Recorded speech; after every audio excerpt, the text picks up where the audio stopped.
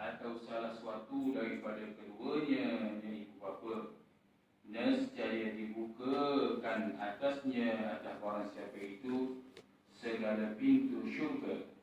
Dan barang siapa berpagi-pagi ia barang siapa, dan baginya barang siapa itu dua ibu bapa yang marah keduanya ibu bapa, lagi menyakit ia barang siapa akan ibu bapa, atau salah suatu daripada keduanya ibu bapa, nescaya masuklah ia barang siapa ke dalam neraka Allah Subhanahu wa taala. Nauzubillah min dzalik. Di antara lagi musannaf kita rahimahullahu taala, dia nakal lagi hadis Nabi sallallahu alaihi wasallam ini. Sebelum di atas tu dia sebut dah sebelum ni, berbuat baiklah kamu akan ibu bapa kamu, hingga berbuat baik pula anak kamu di atas kamu pula. Maksud itu dalam hadis itu yang kita telah bincang pada minggu lepas, iaitu salah satu kita nak tahu tanggungjawab, kita nak nilai anak itu jaga kepada kita. Kita tengok kedudukan kita pada ibu bapa kita macam mana.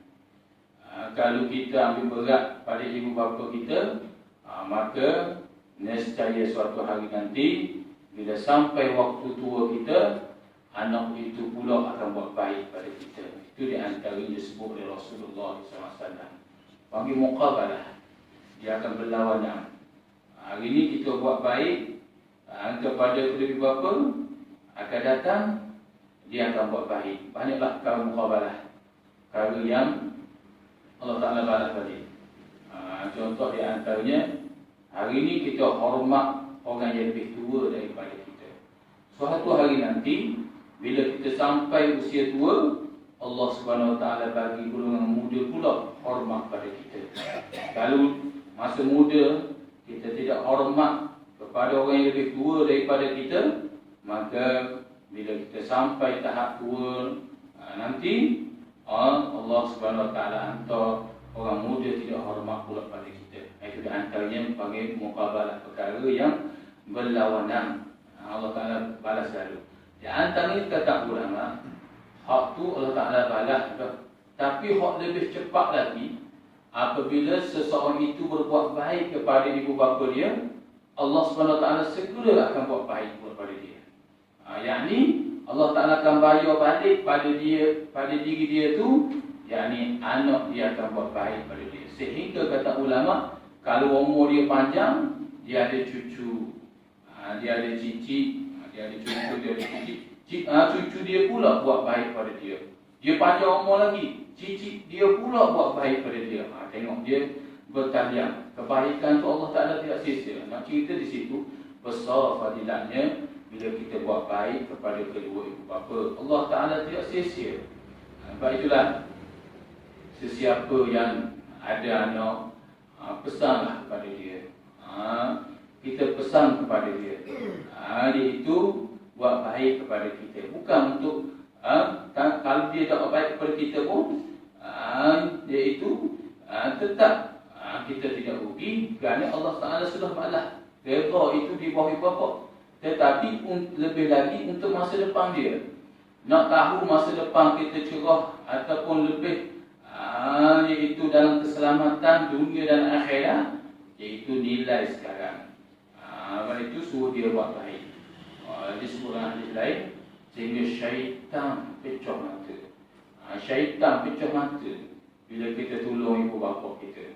Tak kira bentuk apa sekalipun kita tolong, syaitan dia pecah mata. Dia sangat benci sesuatu pertolongan itu kepada kedua ibu bapa. Disebut iaitu ashabus sahabah. Kerana para sahabat juga ada menyatakan bahawasanya, kalaulah kita tolong orang lain itu besar dah fadilat. Tapi kalau kita tolong kepada kedua ibu bapa, besar lagi fadilat di sisi Allah Subhanahu Wa Taala. Itu di antaranya. Itu di antara disebut oleh Rasulullah SAW. Saya nak buat baik macam mana? Ibu bapa saya tak ada. Dulu adalah salah silap saya. Mungkin dia dah maaf, tapi saya tak puas hati lagi. saya puasa nak buat baik lagi.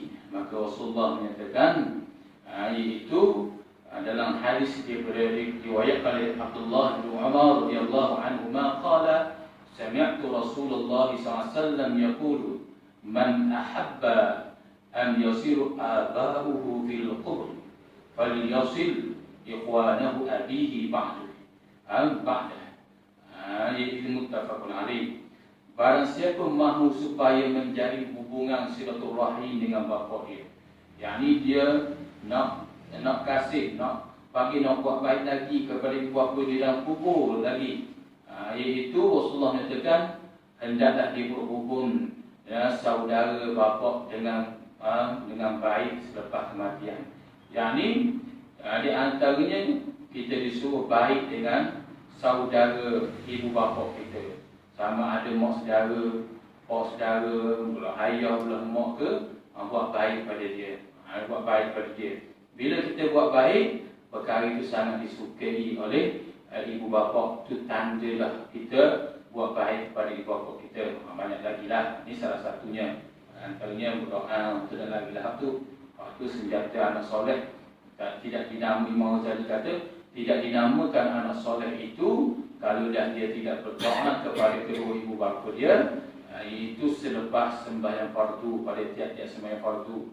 Tanda ciri-ciri anak soleh itu dia sentiasa berdoa kepada ibu bapa dia, iaitu pada tiap-tiap sembahyang fardu. Sudah sembahyang fardu dia berdoa, sehingga dia qada balik. Dan ingat dulu dia tambah dalam sembahyang sunat pula. Itu di antaranya. Ulama menyatakan tidak sia sama sekali orang yang berdoa kepada ibu bapa dia, sama ada hidup ataupun mati, tidak sia sama sekali. Allah Subhanahu wa taala akan aslah kehidupan dia. Allah akan membaik kehidupan dia di dunia maupun di akhirat.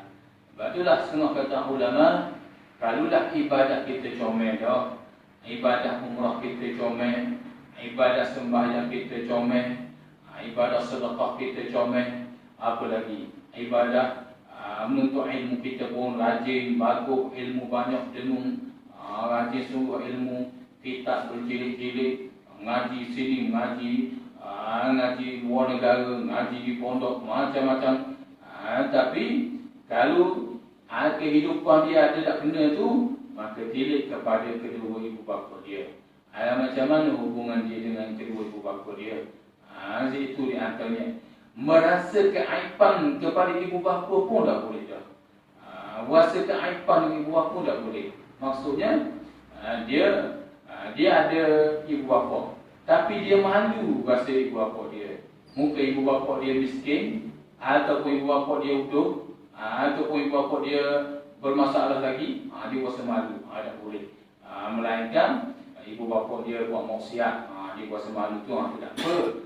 Itu kifarat balik. Allah Ta'ala kifarat dosa kita. Tapi ibu bapa kita duduk dalam kebaikan. Cuma rupa dia uduh lah sikit, ataupun dia uduh lah, dia susah lah sikit, kita rasa malu. Malu disebabkan begitu, maka ulama menyatakan iaitu sudah hilang pahala kita. Itu tanda kita tidak taat kepada bapa kita. Itu di antaranya. Qala al-musannif rahimahullahu ta'ala wa nafa'ana bi'ulumihi wa 'ulumina fi darain amin ya rabbal alamin. Kalau tambah doa dalam sembahyang fardu, istighfar lepas sembahyang. Allahumma ighfir li wa liwalidayya wa li masyayikhina wa li mu'allimina bi jami'il muslimin muslimat al-ahya'i minhum wal amwat.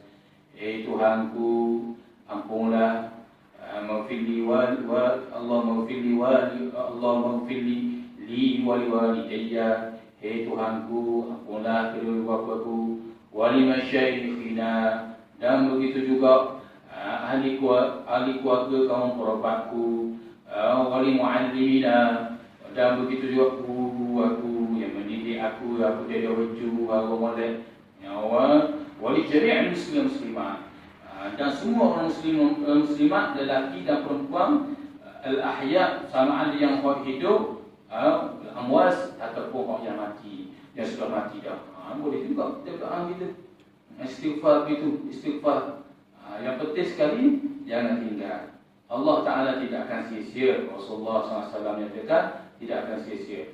Ataupun salah satu lagi kita nak Allah Ta'ala ni kasih lagi, orang panggil kita kasih tanda nak suruh kita nak berbaik lagi kepada kedua bapa kita hatta dia sudah mati.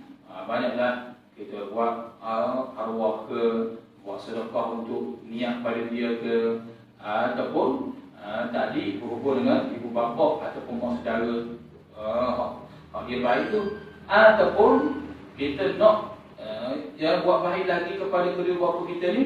Di antara yang kata ulama, kita buat baik kepada orang yang dia pernah kawan dulu. Ibu bapa kita kawannya siapa dulu? Dia kawannya siapa dulu? Ataupun dia baiknya siapa? Dia biasa orang ni tegur dia, kenal dia, buat baik, kenal dia. Itu di antara disebutkan oleh Rasulullah SAW. Qala al-musannif rahimahullah ta'ala wa nafa'ana bi'ulumihi wa 'ulumina fid darain amin ya rabbal alamin. Jadi dalam kitab ini Rasulullah SAW bersabda, barang siapa berpagi-pagi ia dan bagi barang siapa itu dua ibu bapa. Dia bangun di waktu pagi, mau comel molek waktu pagi. Tiba-tiba ada bagi pada dia tu kedua ibu bapa dia. Ibu bapa dia ada, maka redha ibu bapa kan dia. Ibu bapa dia iaitu suka pada dia, redha, ataupun dia menggembirakan pagi-pagi hari lagi. Buat gembira ibu bapa dia. Dia pagi hari lagi. Rasulullah kata atau salah satu keduanya. Kira-kira dia buat gembira hati ayah dia ke, dia buat gembira hati mak dia ke, maka jawapan dia apa?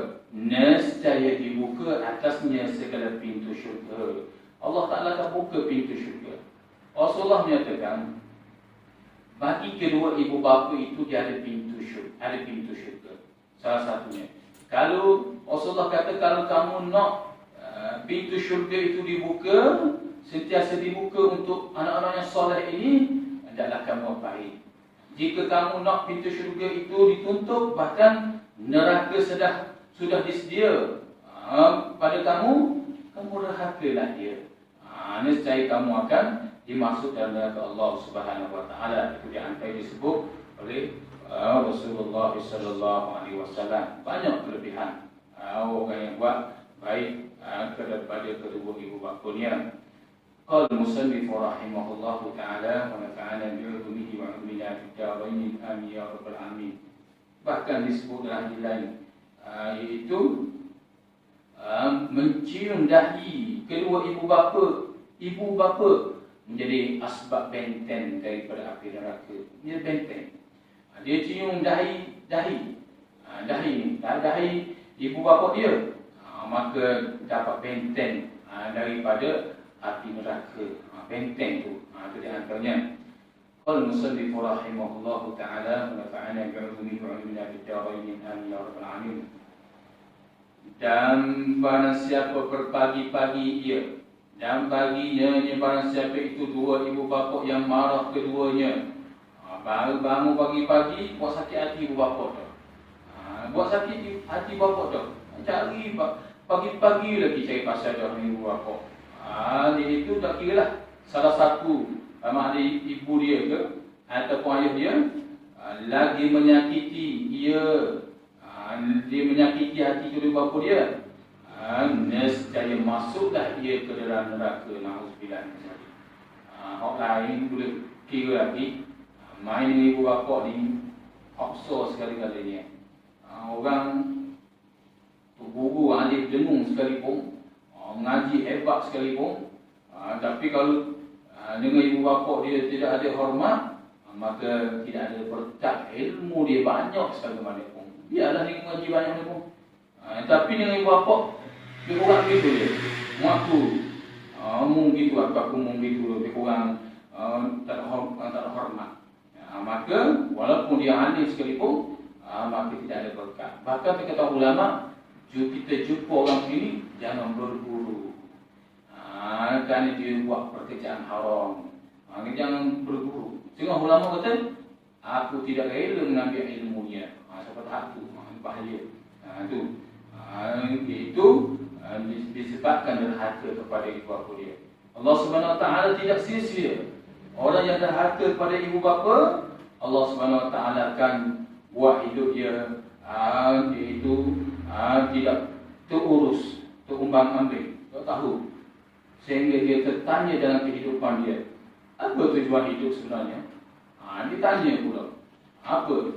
Dan kalau dia buat ibadah, tidak ada kemanisan. Ibadah dia buat ibadah sia-sia saja.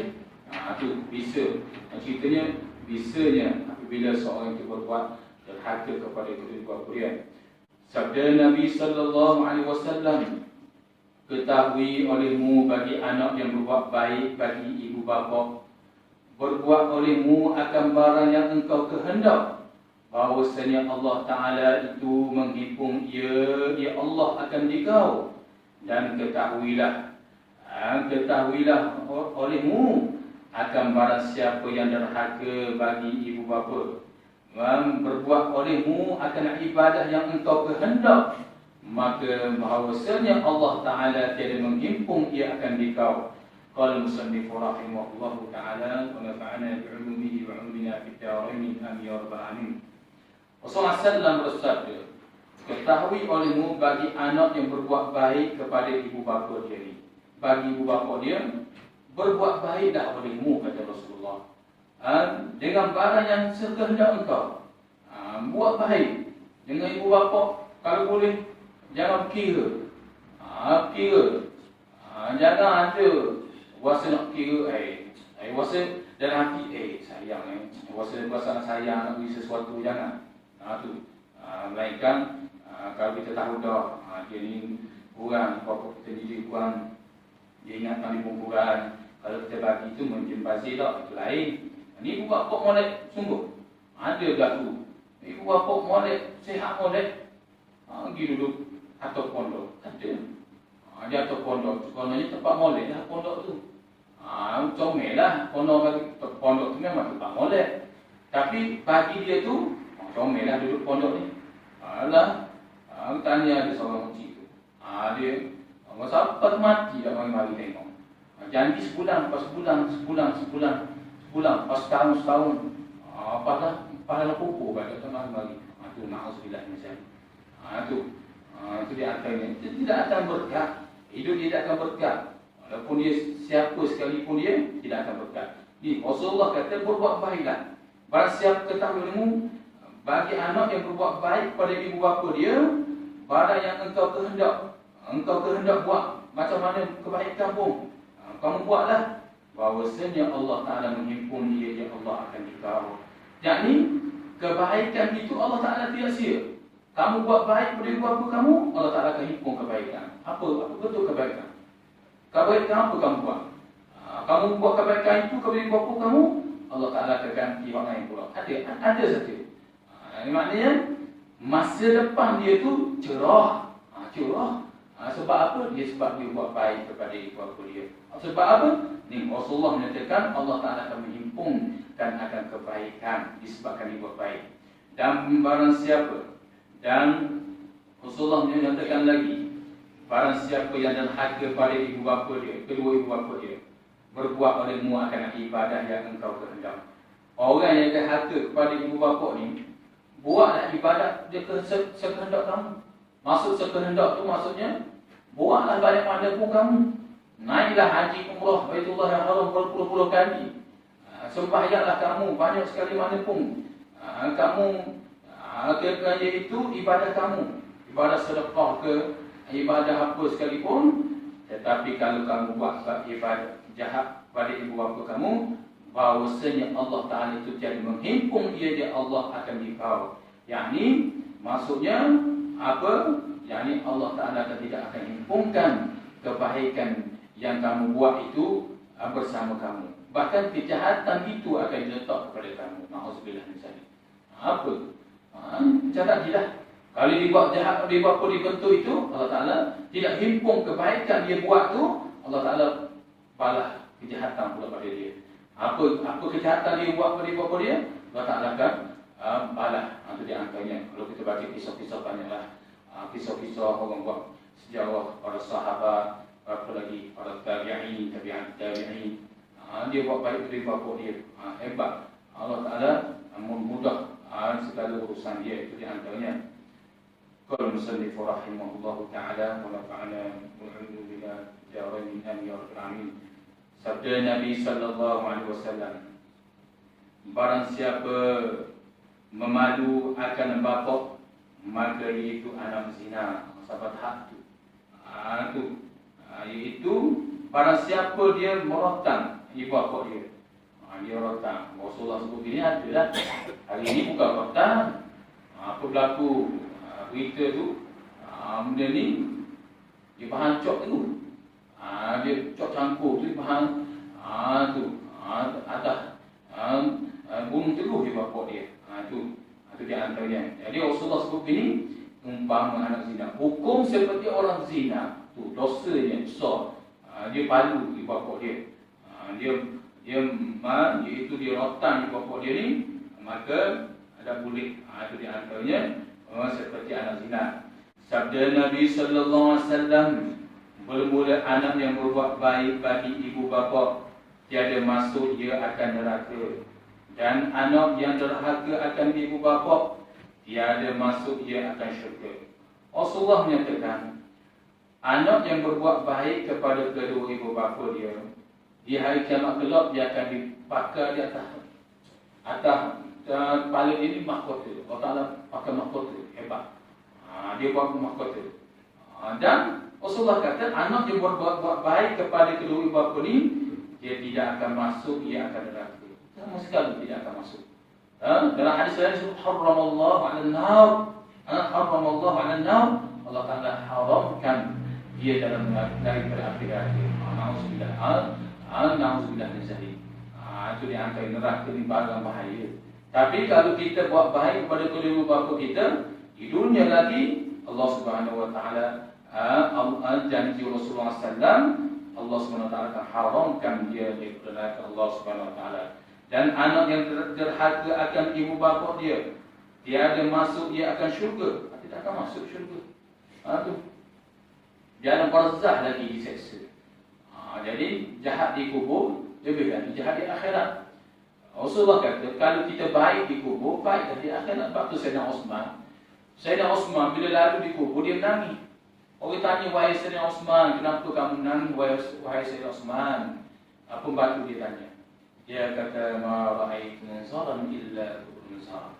Tidak ada suatu pandangan yang menggelikan. Kubur adalah suatu pandangan yang menggelikan. Maksudnya nisbah pada alam kubur, alam barzah tu pun dia pun takutlah. Apatah lagi di akhirat kelak. Maka orang yang berbuat jahat kepada bapa dia tidak akan masuk syurga. Nauzubillah min zalik. Itu bahaya sekali. Nauzubillah min zalik. Sebab itulah sebagai kifarat balik, kalau ibu bapa masih hidup, berbuat baik dan doa. Ibu bapa yang sudah mati, tak cukup lagi kita kuasa nak buat baik lagi, berdoa dan buatlah apa-apa sedekah kebaikan untuk dia, apa-apa tu niat baik untuk dia. Niat. Sebab pahala akan mengalir. Anak yang soleh, Rasulullah kata dia akan kirim semua pahala kepada bapa dia. Di dunia, ibu bapa dia masih hidup, dia kirim duit, dia kirim. Tapi bila ibu bapa dia sudah mati, dia kirim pahala pula. Pahala, bentuk pahala kirim. Niat, ya Allah, sampailah pahala kepada ibu bapa ni, ya Allah. Itu niat gitu, itu di antaranya. Allah, bila kita buat begitu, Allah Subhanahu wa taala tidak sia-sia. Allah akan menjadikan anak kita pula berbuat baik kepada kita suatu hari nanti. Itu disebut oleh Rasulullah SAW. Qala musannif rahimahullahu ta'ala wa nafa'ana bi'ulumihi wa 'ulumina fid darain amin ya rabbal alamin. Hadis kita berkaitan dengan berbuat baik. Cuma ada satu hadis Nabi SAW serta mana Muaz bin Jabal radhiyallahu anhu, Muaz bin Jabal radhiyallahu anhu anna Rasulullah SAW qala man barra walidayhi tuba lahu zallahu fi umri, rawahu al-Hakim. Barang siapa berbuat baik kepada kedua ibu bapa dia, iaitu berita gembira, kata Rasulullah SAW, tuba, berilah berita gembira pada dia untuk mereka ni, Allah Ta'ala akan menambahkan umur dia. Allah Ta'ala akan panjang. Nak umur panjang, buat baik pada ibu bapa. Tu. Ya. Orang tu dia buat baik pada ibu bapa dia, umur dia pendek juga tu. Tu macam mana pula? Umur dia panjang. Ya. Kata ulama hakikatnya umur dia panjang dah tu. Sepatutnya dia mati 20 umur 20 lebih dia mati dah. Tapi 40 dia mati. Allah Ta'ala panjang dah umur. Ini janji Rasulullah. Sebab itulah. Jangan kita ukur pada ukuran dia situ, ukur hak dia buat umur dia sebelum ni. Sebab itulah kalau orang tanya kita, tu orang tu dia buat baik kata, kalau kita buat baik kepada ibu bapa kita, Allah Ta'ala akan tambahkan umur kita. Ya, Allah Ta'ala akan tambah. Dah tu umur pendek tu, itu sepatutnya dia mati awal lagi. Tapi umur dia panjang tu disebabkan dia buat baik pada ibu bapa dia tu lah. Itu di antaranya. Itu di antaranya disebut oleh ulama.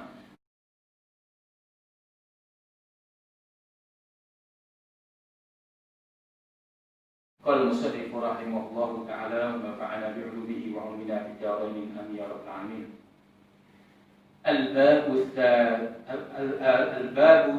الباب الثلاثون في حق الولد على الوالد. Iaitu bermula bab yang ketiga ini, bermula bab yang ke-30. Iaitu pada menyatakan hak anak atas ibu bapa pula. Ni musannaf kita buat mari pula hak baru ni, hak atas tu iaitu hakul walidi 'alal walidi. Hak atas tu hakul walidi 'alal walid. Hak ni pula haqqi iaitu fi haqqil waladi 'alal walidi. Hak ibu bapa di atas anak. Yang ni apa maksud? Tanggungjawab ibu bapa pula. Bila ada anak, ni tanggungjawab ibu bapa dia pula. Tak boleh sia-sia. Sebab Rasulullah kata, dia akan tuntut di hari kiamat pula. Ibu bapa yang membiarkan anak dia berbuat maksiat di dunia tanpa ditegah, tanpa dia dilarang, ibu bapa, anak-anak ataupun isteri dia juga akan kena masuknya ada sekali kalau dia ditakdirkan masuknya kena auzubillah misalnya. Itu di antaranya. Bermula bab yang ke-30 pada menyatakan hak anak atas ibu bapa. Yakni tanggungjawab ibu bapa di atas anak. Sabda Nabi SAW, tiada mendapat oleh ibu bapa bagi anaknya yang ibu bapa akan sesuatu yang terlebih kasih daripada adat yang banyak, yang terlebih daripada adat yang baik. Yakni Rasulullah kata tidak mendapat sesuatu ibu bapa ni, yakni perkara yang sangat baik, sesuatu pemberian tu yang sangat baik untuk dia beri kepada anak dia tu, iaitu adat yang baik. Itu hak paling tinggi sekali ni. Itu Rasulullah kata pemberian ibu bapa paling besar sekali, nisbah paling besar di dunia ni, bahkan diperpanjang di hari kiamat. Pemberian pertama, jangan beri benda lain lagi. Beri iaitu ilmu adat. Ajar ilmu adat bini. Cara makan bini, cara mandi, cara makan bini, cara gaul manusia bini, cara tidur bini. Ajar ilmu adat pada dia. Sebab ilmu adat ni ilmu yang paling tinggi sekali. Ilmu banyak tanpa adab tak pakai rasa. Tapi kalau ilmu sedikit penuh dengan adab, maka orang yang orang tua. Syaitan ilmu banyak syaitan. Sebab apa jadi hina begitu? Syaitan dilaknat oleh siapa? Mereka dilaknat oleh Allah SWT. Sebab dia tidak ada ilmu adab. Dia tidak ada adab dengan Allah SWT. Sebab apa buat Nabi Adam?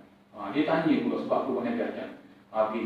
Sebab ada tak ilmu adab. Maka Rasulullah kata pemberian tanggungjawab ibu bapa hendaklah dia beri ilmu adab kepada anak dia. Comelan.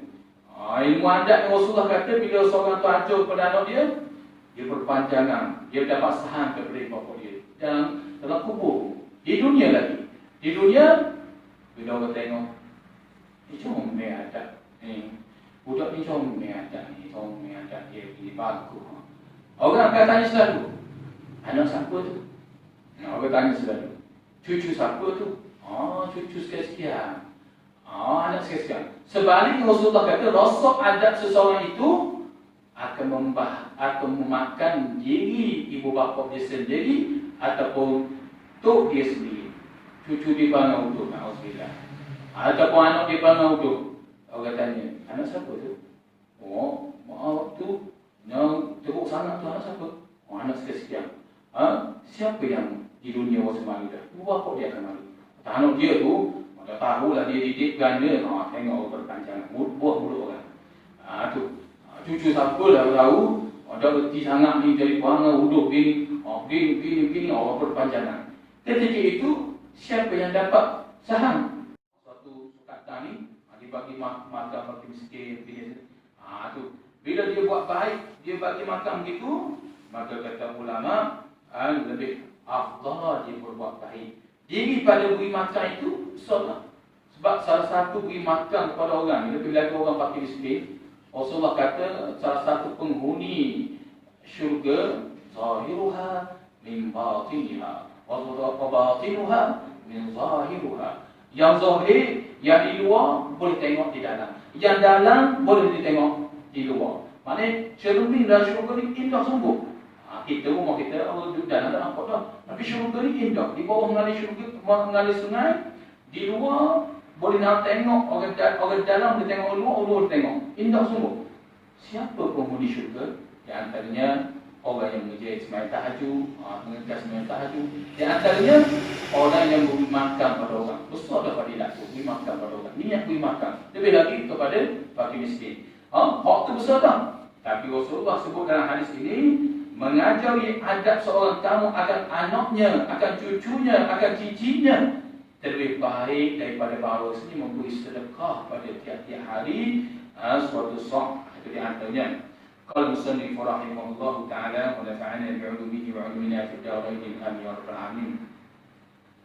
Barang siapa berkehendak ia barang siapa bahawa mengeras ia barang siapa akan orang yang dengki kepadanya, maka hendaklah ia mengeras mengajar anaknya. Apa maksudnya? Yakni barang siapa dia berkehendak, itu dia duk jaga sangat. Orang yang dengki pada dia ni, dia bimbang, dia duk jaga sangat ni mengeras maksudnya dia terlalu jaga sangat ni, takut ada orang dengki pada dia ni, iaitu ataupun maksud dengan cemburu kepada seseorang bini disebabkan dia timbul perasaan dengki, maka hendaklah ia lebih mengajar anaknya, yakni mengeras, iaitu lebih cemburu mengajar anaknya, yakni ajar ilmu adab. Itu lebih penting lagi berbanding dengki pada orang. Itu yang disebut oleh Rasulullah SAW. Sabda Nabi SAW, permulia olehmu akan segala anak kamu, bahawasanya memulia segala anak itu ibadah. Rasulullah kata mulia, jaga perasaan dia. Lebih lagi orang nama Ahmad dan Muhammad. Nama Ahmad depan dan Muhammad nama depan tu, jaga. Rasulullah kata itu nama, salah satu nama tu. Bila ada anak, ada cucu, Ahmad ataupun Muhammad, itu nama mulia. Peluahkan tempat dia, layanan. Rasulullah bagaimana ajar? Rasulullah kata hendaklah kamu didik anak kamu. Bila anak kamu sudah besar, jangan kamu buat dia seperti budak kecil lagi. Hendaklah kamu buat dia sahabat, sebagai kawan pula. Jangan bila anak dah besar, kita ada kadang-kadang sampai besar anak ni tak boleh baiknya ayah dia. Tak boleh nak baik, tak boleh nak buat, takut kakak ayah dia marah. Apa tahap tu? Itu tak betul cara dia. Cara Rasulullah kata ajar kepada kita dan kitab-kitab yang lain, iaitu bila anak kamu dah besar, kamu buat kawan dia, kamu buat sahabat dia. Kamu jangan bimbang, dia akan ada. Disebabkan kamu jaga dia, didik dia, kamu mulia dia pada kecil, dia akan jaga. Dia akan berkawan dengan sahabat, dia berkuat-kuat. Diri berkuat dengan ibu bapa. Sehingga kita besar sekalipun kita berkuat ibu bapa kita ni sebagai sebab buat kawan tu ibadah.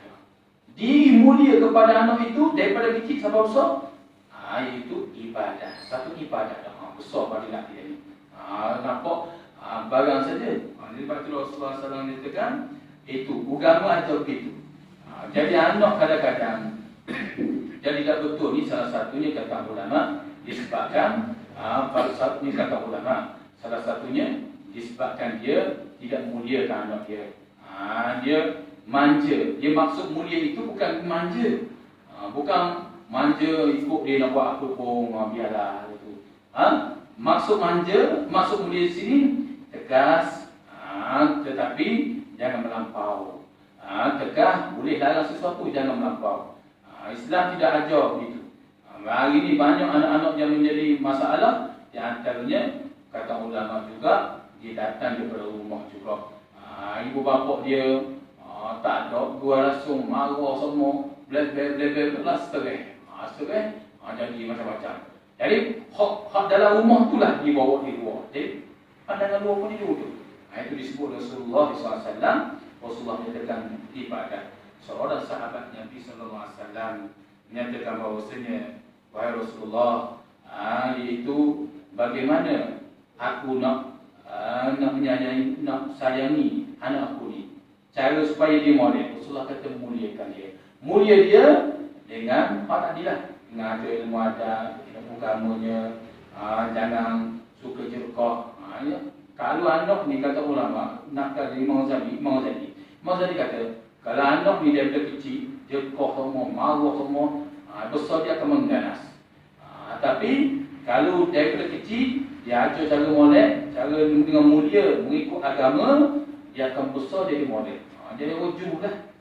Bahkan dia akan mengaslahkan diri ibu bapa itu sendiri. Jadi antara disebut oleh Rasulullah SAW. Banyak hadis-hadis. Ini dalam kitab ini Rasulullah sebut pula, sebelum mulia oleh kamu akan segala anak kamu. Dan bahawasanya segala anak itu ibadah. Sehingga orang yang memuliakan sobi, kanak-kanak ni ada pintu syurga. Iaitu pintunya sebab sedia. Hari kiamat kelak orang buat baik kepada kanak-kanak ni, tak kira anak dia, lebih-lebih lagi anak dia itu, anak dia ke anak orang, lebih lagi anak dia muliakan ni, dia ajar. Rasulullah kata, hari kiamat kelak, mereka kata, masuklah kamu dalam pintu ini. Pintu orang yang buat baik kepada kanak-kanak. Itu di antaranya disebut oleh Rasulullah SAW. Bermula menilik kepada muka segala anaknya, nyesok itu dengan syukur akan rahmat Allah itu seperti menilik kepada muka katibin, yakni muka Nabi-Nabi alaihi wassalam. Ini ada panjang perbahasan sikit lagi ni, iaitu bermula menilik kepada muka segala anak dengan syukur rahmat Allah Ta'ala itu seperti menilik kepada muka Nabi Jin. Nabi Jin dan Nabinya, itu di antaranya. Jadi saya rasa begitu situ apa yang kita dengar pada malam ini, mudah-mudahan kita menjadi manfaat pada kita. Mudah-mudahan Allah SWT sentiasa memuliakan kita dan meridai kita. Jadilah ridha Allah SWT kasih pada kita. InsyaAllah suatu hari nanti bila kita bertemu Allah Azza wa Jalla, insyaAllah akan letakkan kita dalam syurga Allah Subhanahu wa ta'ala. Wallahu a'lam wa sallallahu alaihi wa sallam. Ya Rabbana lakal hamdu kama yanbaghi li jalali wajhika 'azim sultanik. اللهم اجعلنا هذا المحرم وتفرقنا من بعد تفرقا معصوما ولا تجعل له فينا معنا شقيا. الله جل خلق امنا عند تجينا قول لا اله الا الله لا اله الا الله محمد رسول الله بالحق. ربنا آتنا في الدنيا حسنه وفي الاخره حسنه وقنا عذاب النار. صلى الله على سيدنا محمد وعلى اله وصحبه وسلم والحمد لله رب العالمين. السلام عليكم ورحمه الله تعالى وبركاته.